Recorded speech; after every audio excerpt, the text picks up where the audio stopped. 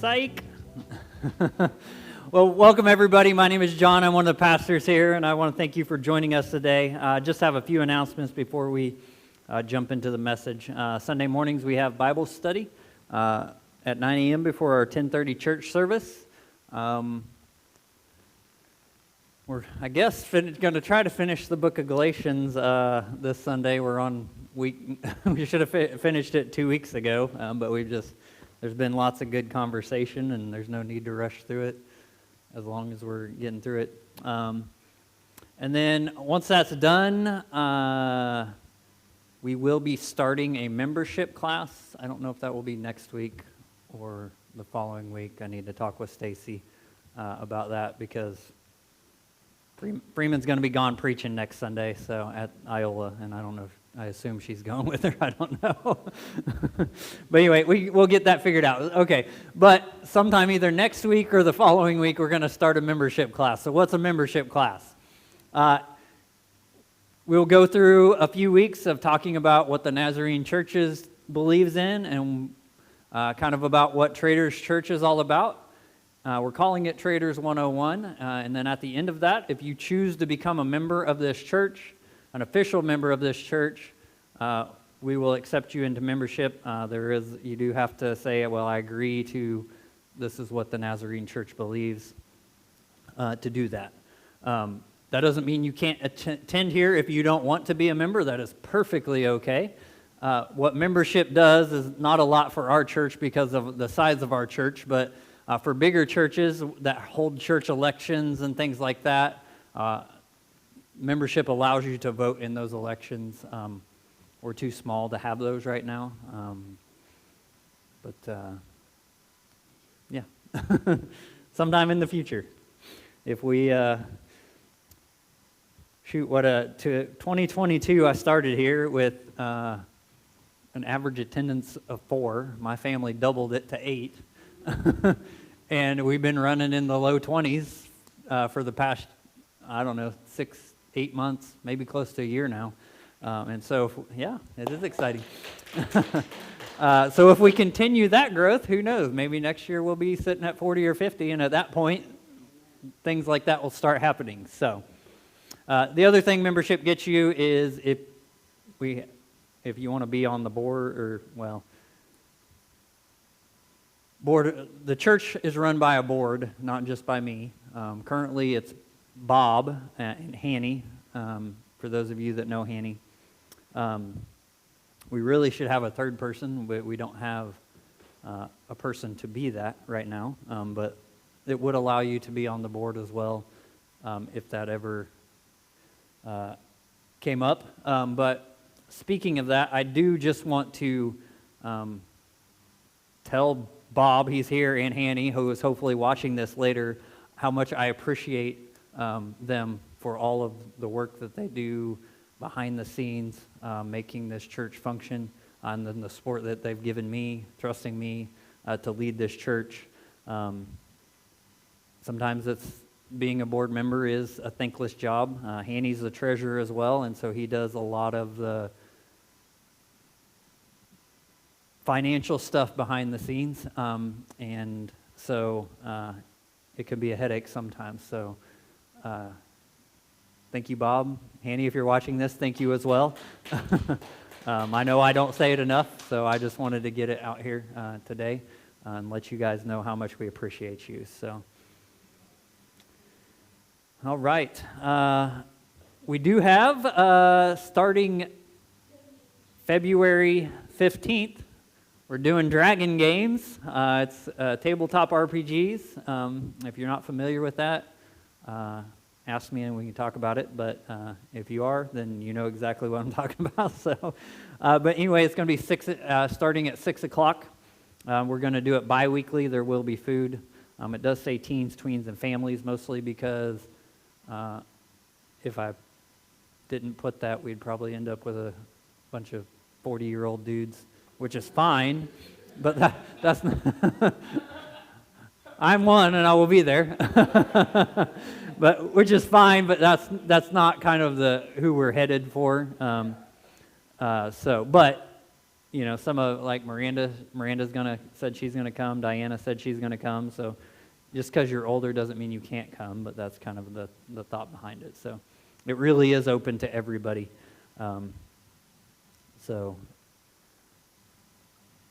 then I didn't put at Celebrate Recovery, I pulled up the website so you guys could see, but Stephanie designed some merch for us, some shirts, I don't know, there's a whole bunch of things, but if you scan that QR code or go to sugarlilyclothes.printify.me, you can look at that if you want to order anything.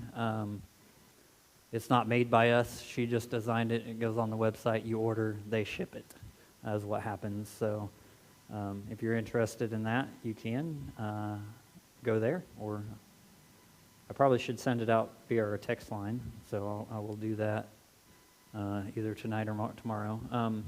The Joplin District, which is the district that we're part of as a Nazarene church, is holding their women's conference called Come and See.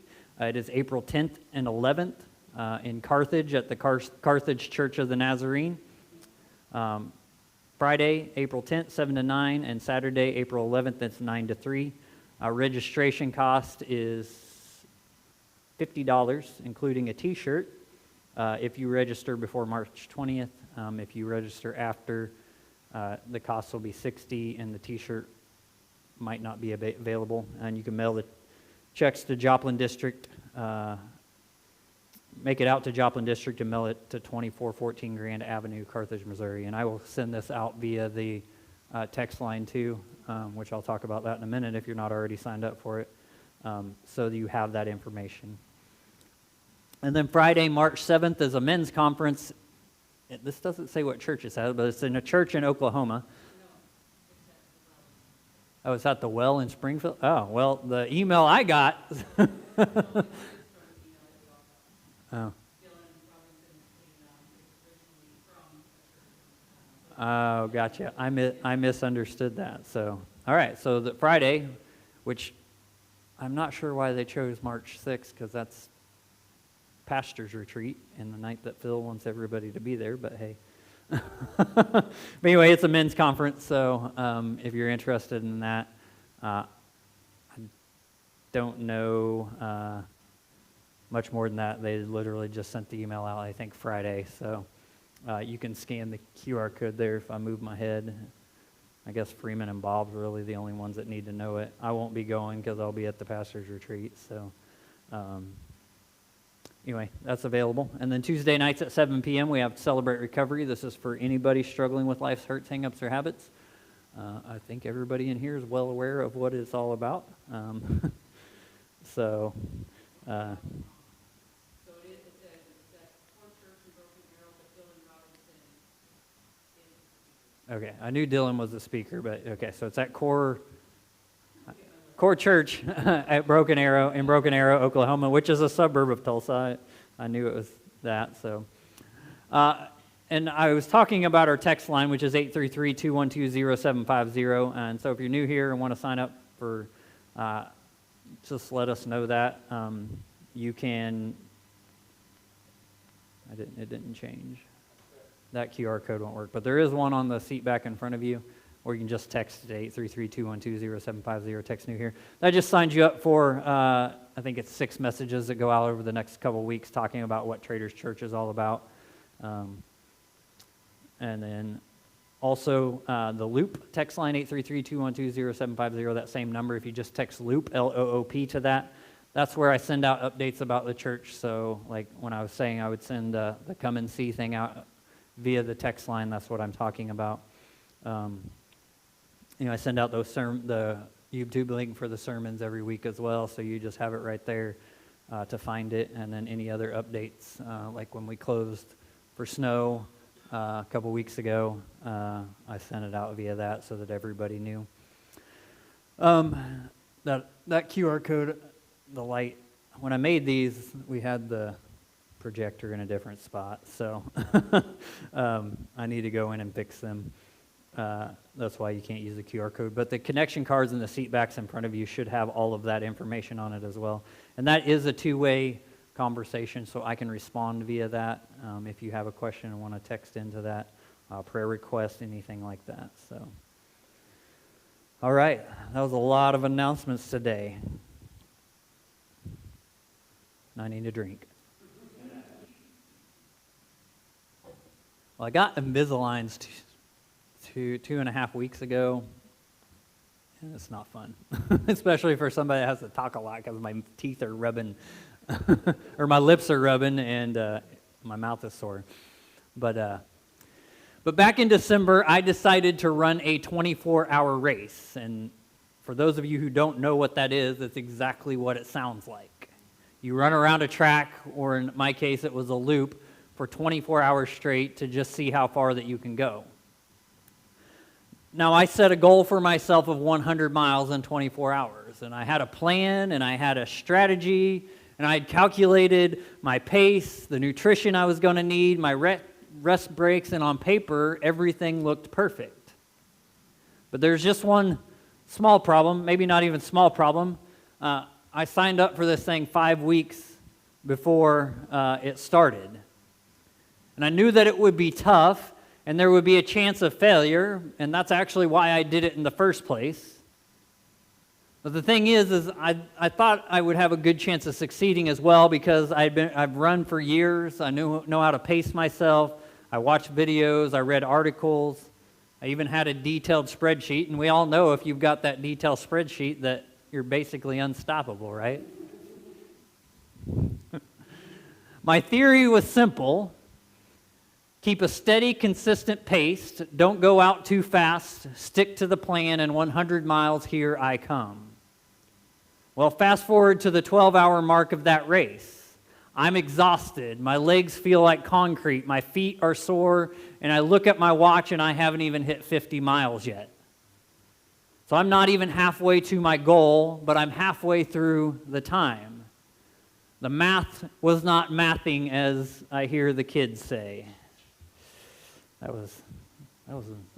should have, that made me sound old. I'm not that old. But I ended up finishing at 62 miles, which is 100K. When I realized that I wasn't going to make 100, I switched my goal. And that sounds pretty impressive until you remember that I had told everyone my goal was 100 miles. But my theory met reality, and reality won. Now, you might be thinking, well, at least you learned your lesson about overconfidence. Well, that wasn't quite it. So a couple of weeks ago, I decided after watching an episode of Great British Baking Show on Netflix, I decided I wanted to bake choux pastry. And if you don't know what that is, they're the fancy kind of French cream puffs. And I watched them do it on the show, and I was like, well, that can't be too hard. And I'm usually pretty good at cooking and baking. That same day, I made shortbread cookies for the first time, and they turned out perfect. Golden brown, buttery, and delicious. I nailed that. Whatever, you loved them. So I have never made shortbread cookies before. Whatever. You don't know what you're talking about. But I did that, and I'm thinking, okay, how hard can the choux pastry be? I mean, it's just eggs, it's flour, it's butter, and it's water. And I watched a video, and I read the recipe, and I had my ingredients, I weighed them out perfectly, and I was ready. And I failed miserably, like catastrophically. They didn't puff. In fact, they barely rose. They looked like sad little pancakes, and they tasted like eggs. And here's what I learned from my failure at ultra running and French pastries. It's easy to be an expert until you have to do the thing. Because theories are wonderful and plans are great, knowledge is valuable, but there's a massive gap between knowing what you're supposed to do and actually doing it. When things get hard, when you're tired, when reality doesn't cooperate with your perfectly laid plans. Before anybody has kids, they think they're a parenting genius. You see that toddler throwing a tantrum in the grocery store and you think, well, I'm not drunk, I promise. If they were my kid, then this would happen. And then you have kids and you're suddenly the parent in the grocery store negotiating with the 3-year-old like you're trying to broker a Middle East peace deal. Before you start your career, you know exactly how you would handle every workplace situation. You would be the perfect employee, the model leader, the one who never let stress get them down. And then you have your first real job, your first difficult boss, your first impossible coworker, that first deadline that you're not going to meet, and you realize your theories don't account for reality. Because it's easy to be an expert until you have to do the thing. And that's especially true when it comes to loving people. Loving people sounds so simple in theory, doesn't it? Love your neighbor. 4 words, how hard can that be? My neighbor's great. They keep a nice yard. They wave when I drive by. They don't play loud music at 2 a.m. And loving them is easy. But then God brings into your life someone who isn't easy to love. Someone who doesn't keep their yard nice. Someone who parks their cars in front of your house so you can't back out of your driveway. Someone who has 7 dogs that start barking at 6 a.m. Someone who voted differently than you. Someone who hurt you. Someone who doesn't look like you or think like you or believe like you. And then suddenly, love your neighbor becomes much more complicated, doesn't it? Because it's easy to be an expert until you actually have to do that thing. And so we're in week number 2 of our Love Has a Name series, and this week is called Love is More Than Just a Theory. And what I want you to wrestle with today, and what I'm wrestling with today, is most of us have really good theories about love. We can quote the right verses. We know what the Bible says. We can have fantastic discussions about loving people over coffee with our friends who are exactly like us. But theories are cheap. Theories are clean. Theories keep your hands from getting dirty. But love, real love, that's expensive, that's messy, and that gets your hands dirty. And the challenging truth we're going to discover together today is Jesus didn't come to earth to give us theories about love. He came to show us what love actually looks like when it collides with the messy, the complicated, and the broken realities of human life. So today we're going to look at what Jesus called the greatest commandment. And that commandment is going to challenge every comfortable theory that you might have about loving people. Because at the end of our time together, I don't want you to leave here. I want you leaving here with better theories about love. I want you to also leave here ready to actually do that good thing. And so we're going to look at what Jesus said is the most important commandment of all. And if you realized our worship, you probably already know exactly what I'm going to talk about. But that commandment is deceptively simple. And second, we're going to talk about why loving people is so much messier than we want it to be. And that's actually a good thing. And finally, I'm going to challenge you to stop theorizing about love and actually start loving someone specific this week. And so, fair warning, this message might make you uncomfortable. I stepped on toes last week telling everybody they needed to go love somebody's new name and learn somebody's new name, and I'm going to go tell you go love somebody that's hard to love.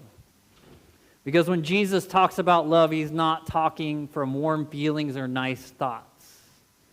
He's talking about action. He's talking about sacrifice. He's talking about getting involved in people's messy, complicated lives. He's talking about doing the thing. So buckle up and let's dive in. And so the greatest commandment is what our main passage today, and it's found in Matthew 22, starting in verse 35, and it says this: One of them, an expert in the religious law, tried to trap him with these questions. And one of them, he's talking about some Pharisees that had come to challenge Jesus. And he says, "Teacher, which is the most important commandment in the law of Moses?" Jesus replied, "You must love the Lord your God with all your heart, all your soul, and all your mind. This is the first and greatest commandment. A second is equally important: love your neighbor as yourself. The entire law and all the demands of the prophets are based on these two commandments." All right, so this might be the most famous question that somebody ever asked Jesus. And like my ultra running plan or my shoe pastry disaster, it's going to sound a lot simpler than it actually is. So picture the scene with me for a moment. Jesus is in Jerusalem. He's being bombarded by trap questions. The religious leaders are circling him like sharks. They're trying to catch him saying something that they can use against him. And so this expert in the law, someone who has memorized all 613 commandments enforced by the religious leaders at the time. So let me say that again, 613 commandments.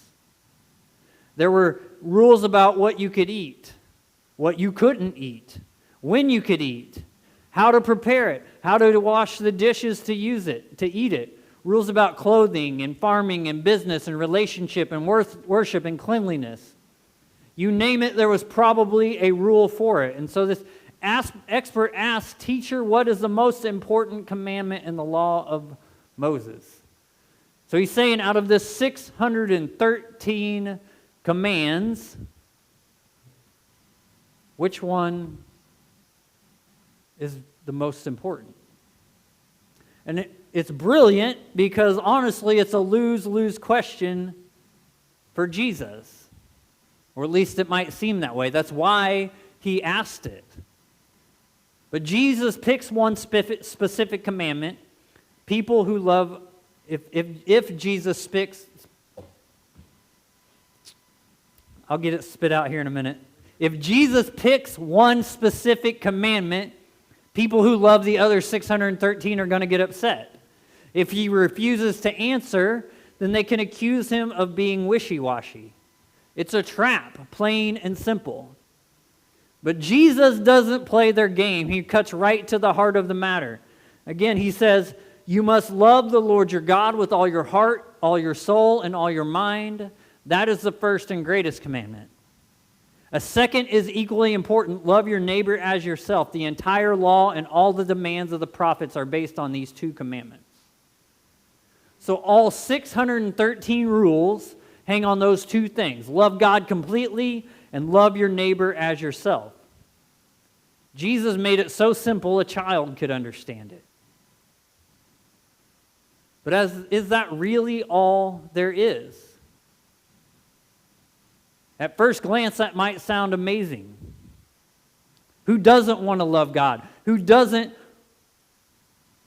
want to love their neighbor? I mean, we're at church right now. Loving God is kind of our thing. So check that box. And loving your neighbor, well, my neighbor Greg is a great guy. He keeps his lawn nice. He waves when I drive by. He doesn't throw loud parties at 2 a.m. But loving Jim, he's just a made-up person. Not so easy. I do have a real neighbor named Greg, and he does all those things. So,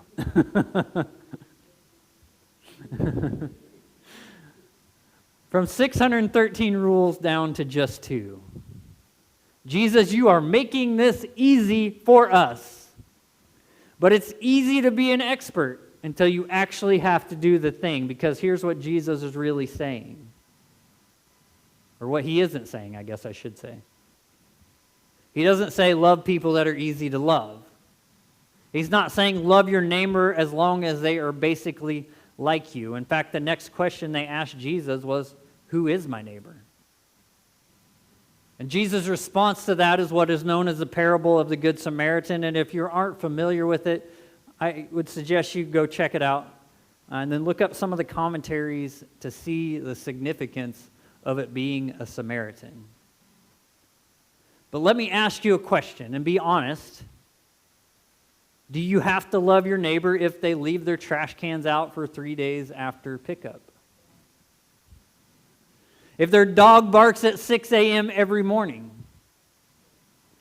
if they voted differently than you, if they believe something completely different than you, if they've hurt you or someone you love. We all know the answer is yes, to love your neighbor as yourself. Not love your neighbor if they're lovable, not love your neighbor when it's convenient, just love your neighbor. And I know that last one can be tough.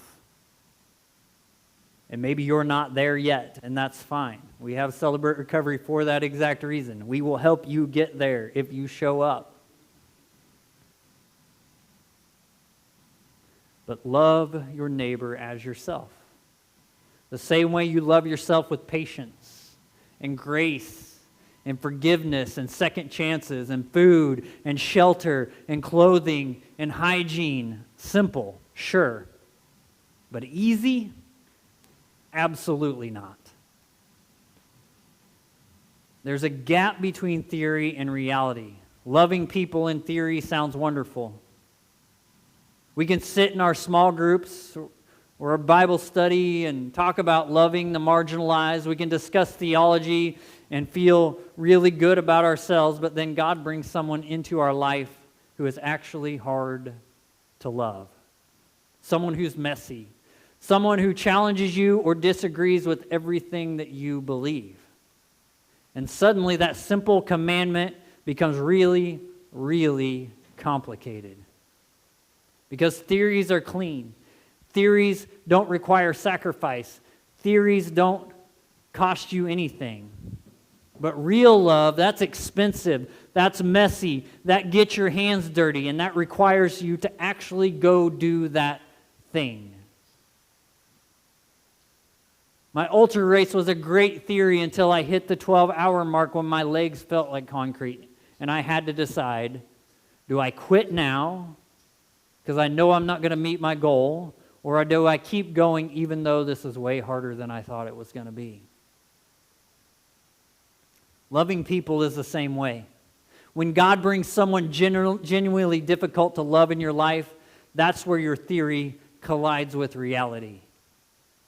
That's when you decide, am I going to actually love this person the way Jesus commanded, or am I going to find a convenient excuse why this situation doesn't count?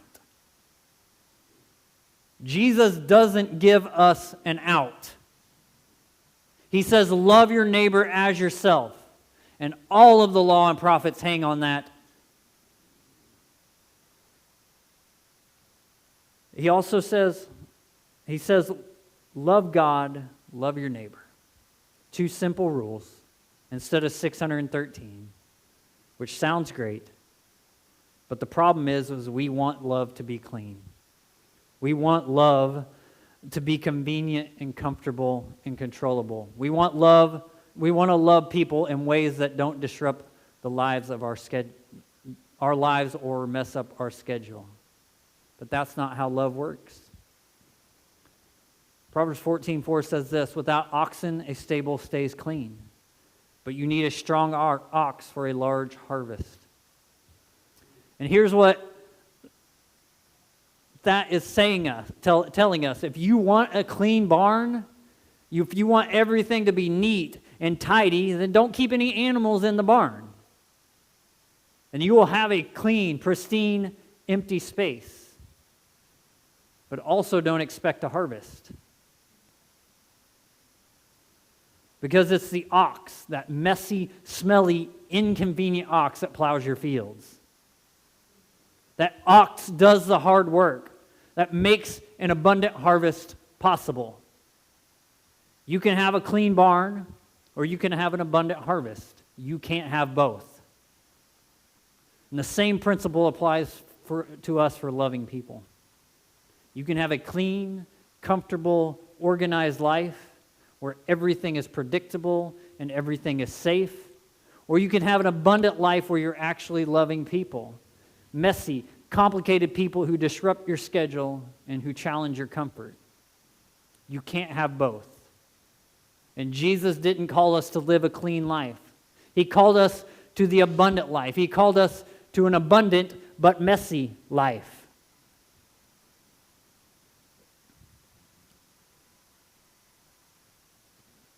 The church, not necessarily this church, but the church, especially the church in America, has been really good at keeping things clean. We keep our theology neat. Our Sunday services are predictable. Our volunteers' opportunities are scheduled with clear start and clear end dates. We created a version of Christianity that allows us to feel like we're following Jesus without actually ever getting messy. We'll donate money to feed the homeless, but we don't invite the homeless to a dinner at our house. Now, I know this one won't apply to everyone in our church because of the nature of this church, but we'll pray for addicts. But how many of us befriend someone in recovery? And again, I know everybody sitting in this room right now, that is not a problem, but I have other people that attend this church too, so. We support missions overseas, but we won't cross the street to love our actual neighbor. We'll talk about loving the outcasts from our comfortable in crowd. The longer we follow Jesus, sometimes the cleaner our lives become. Maybe we get nicer houses and move into nicer neighborhoods. We have nice Christian friends, nice scheduled volunteer work, and everything is clean, and everything is organized, and everything is safe. But I don't think that's what Jesus had in mind. Because Jesus' life was anything but clean. Jesus hung out with Zacchaeus. We talked about that last week. The despised chief tax collector. He didn't just have a theological discussion with Zacchaeus from a safe distance. No, he invited himself over for dinner. And the religious people lost their minds. Jesus touched lepers, people who everyone else avoided. He could have healed them from a distance, but he chose to get close and make physical contact. Jesus spent time with Samaritans. He ate with prostitutes. He befriended fishermen. He mentored doubters, and he touched the untouchable. His friend group was messy. It was dysfunctional. A bunch of misfits who constantly misunderstood him or let him down. And Jesus loved them anyway. But here's something important. Not everyone Jesus loved cleaned up their life afterwards. Jesus loved Judas, and Judas still betrayed him. Jesus loved Peter, and Peter still denied him. Jesus loved the rich young ruler, and the guy walked away. Some of the people Jesus invested in stayed messy. Some of them stayed really messy, but Jesus loved them anyway. Because loving isn't something you do only when people deserve it. Loving is something you do because that's who Jesus is, and that's who he's called us to be. Jesus didn't articulate love just with words. He demonstrated it with actions. He showed up. He got close. He entered into people's messy lives. It wasn't just a theory. It was his reason for being. It's easy to be an expert until you actually have to do the thing. And Jesus actually did the thing over and over again. Now, many of you know, most of you know, maybe you don't know, but I quit eating meat a few years ago. But before I quit eating meat, I was really good at making barbecue ribs. You know, those fall off the bone, sauce dripping everywhere ribs. You know, there's no way to eat those things and stay clean. You're going to get sauce on your hands. It's going to get all over your face. You're probably going to dribble it on your shirt. There is no dignified way to eat ribs. You just have to commit to the mess. And I think loving people is a lot like eating barbecue ribs. Because there's no way to love people no clean way to love people either. If you want to truly love people the way that Jesus calls us to love people, you're going to get messy. Your schedule will be interrupted. Your comfort zone will be challenged, and your heart will get involved in a complicated situation. C.S. Lewis says this. He's the author of the Chronicles of Narnia, and he wouldn't call himself a theologian, but he's a theologian too. Mere Christianity is a good book for you to read if you ever want to read it. But he says this: to love at all is to be vulnerable. Love anything, and your heart will certainly be wrung and possibly be broken. If you want to make sure of keeping it intact, you must give your heart to no one. Wrap it carefully round with hobbies and little luxuries, and avoid all entanglements. Lock it up safe in the casket or coffin of your selfishness. Lewis is describing the clean barn, the safe life where you never get hurt because you never really love.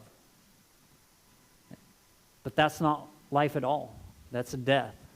Real love is risky, vulnerable, messy, costly, but it's also the only way to truly live. And again, some of us might not be there yet. Again, that's why we have Celebrate Recovery, because it will help you get there. And I know for me, if I was new in my, when I was new in my Christian faith, if I had heard this message, I might have been angry because I had been hurt. And you want me to love that person?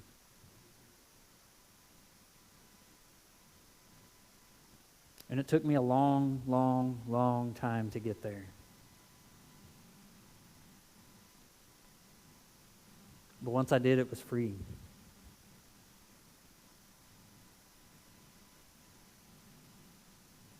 And so I know we're not all there yet. And if you're not, that's fine.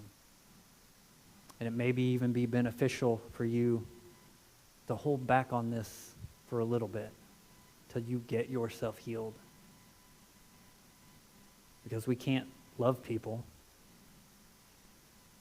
the way we're supposed to if we can't even love ourselves. And a lot of us who have been hurt have struggled to do that. But we also can't use it as an excuse. That's why mentors, sponsors, accountability partners, that's what they're there for, to help you make those decisions and things like that. So here we are. We started today with my failed ultra race and my disastrous cream puffs.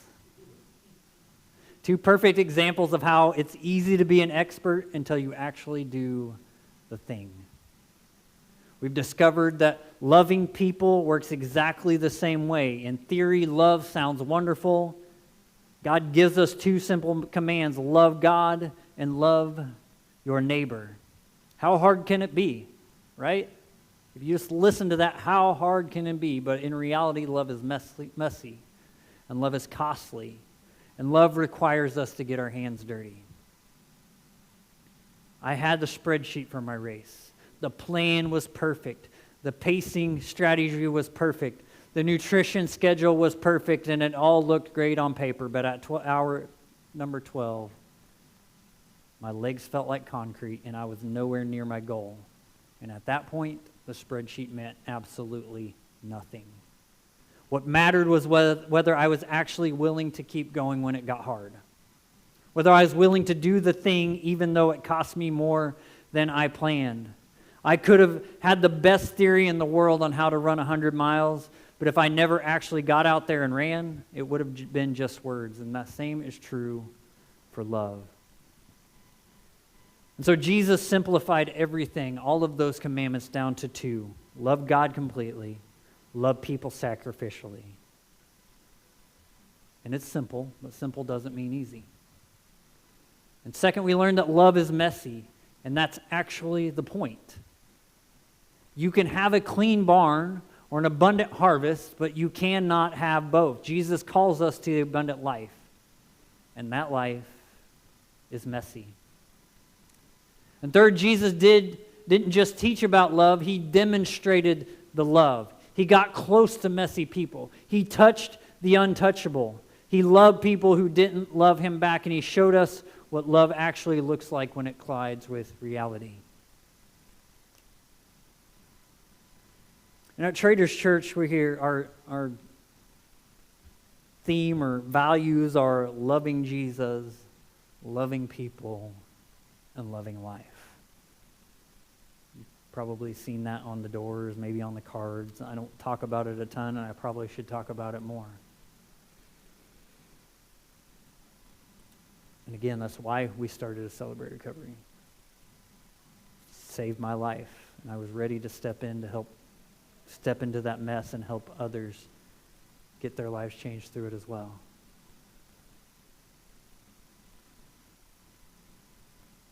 And so I hope that idea spreads from me out to you guys. Hopefully I'm demonstrating that for you appropriately. But here's my challenge for you today, and really my challenge for me. Stop theorizing about love and actually start doing it. Mother Teresa said, never worry about numbers. Help one person at a time and always start with the person nearest you. So start small. Start close. Maybe it's your neighbor who annoys you, or the one with the barking dog or the messy yard. Learn their name like I challenged you to do last week. Bring them a cup of coffee. Actually talk to them. Or maybe it's a coworker who drives you crazy, and instead of avoiding them, invite them to lunch. Maybe it's someone that you see alone. Go sit with them. Ask about their life. Maybe it's somebody struggling with addiction or going through divorce or who's different from you in every way. Buy a stranger a cup of coffee when you buy yourself one. Befriend someone everyone else overlooks. Open your home to someone who needs a meal. Reach out to someone you haven't talked to in a while. Give to someone the same way that you would want someone to give to you. And that's going to look different for all of us. But what I want you to understand is when you actually start loving people, when you really start loving people, two things are going to happen. First, you're going to realize exactly how hard it is. You'll see your own weaknesses on full display. You'll discover you need Jesus just as much as the people you're trying to love.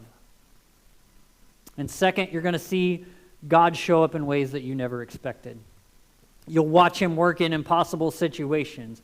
You'll experience the joy that only comes from actually doing what he has called you to do.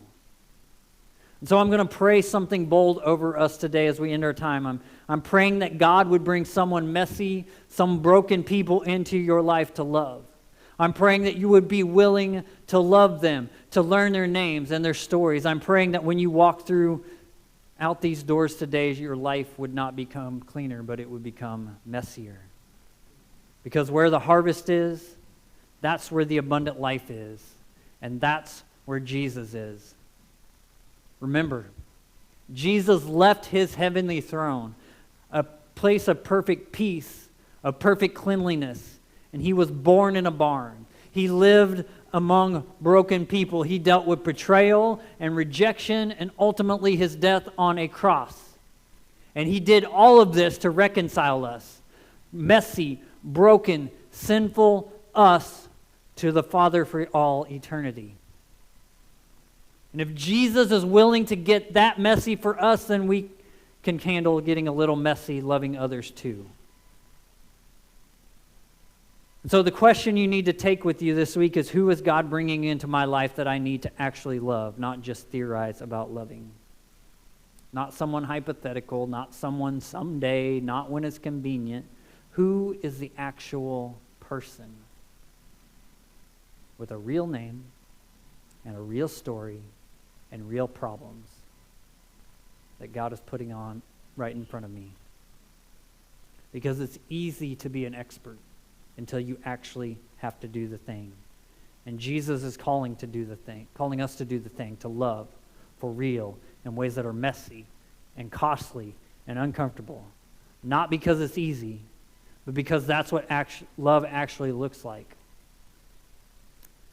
And so before we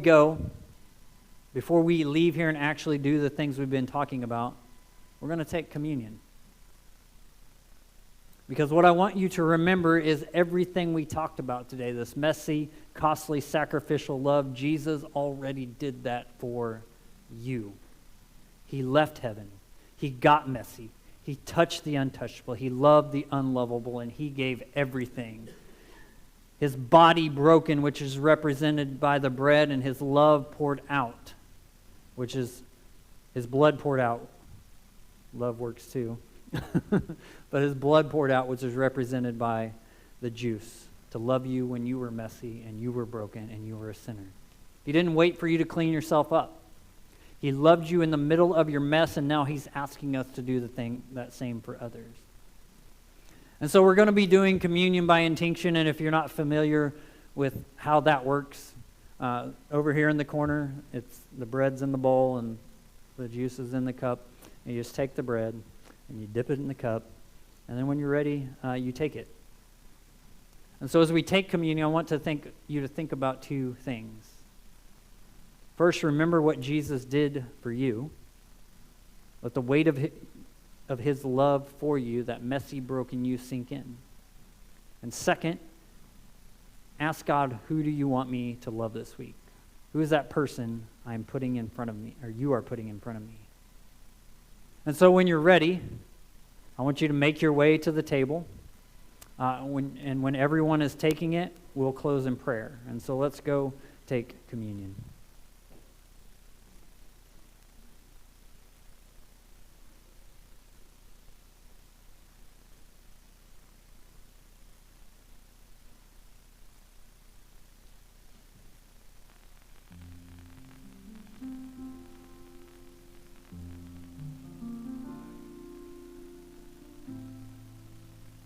And here at this church, we believe that the only requirement for you to take communion is you have a relationship with Jesus. You don't have to be a member, anything like that. Just have a relationship with Jesus.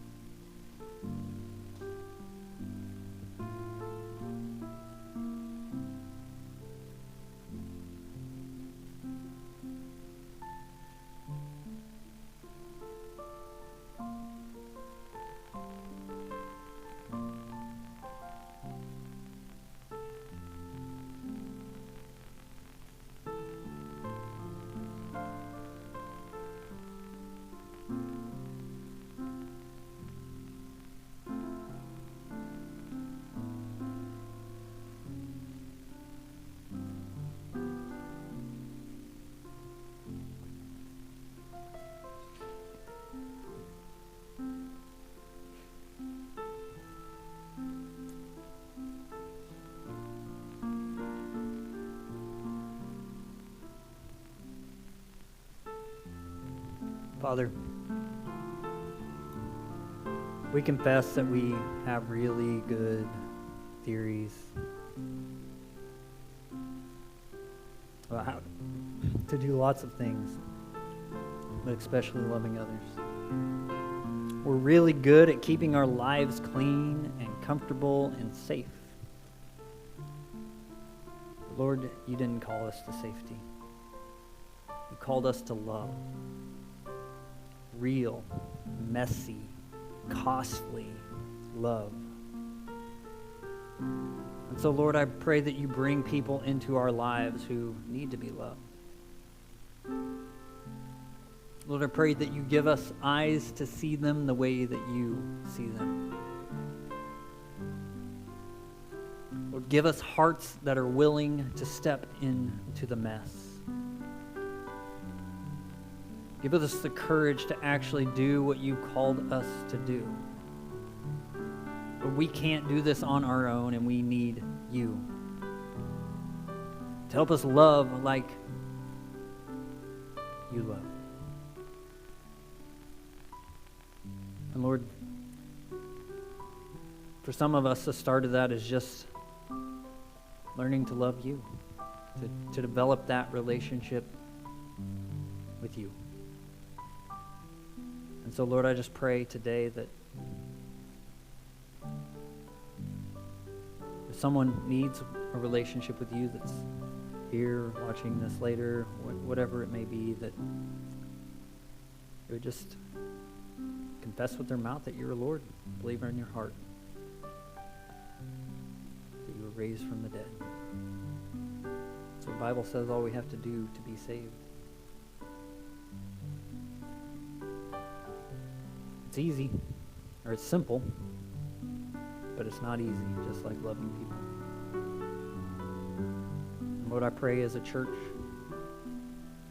that we would represent your love to the world by loving you first and loving people, and then ultimately loving our new lives that we've received. And so, Lord, as we go, may we love. May your love shine through us out into this dark world. Lord, I pray that you shield us from spiritual attacks of the enemy, and that you keep us safe, you keep us healthy. We ask this all in your mighty name.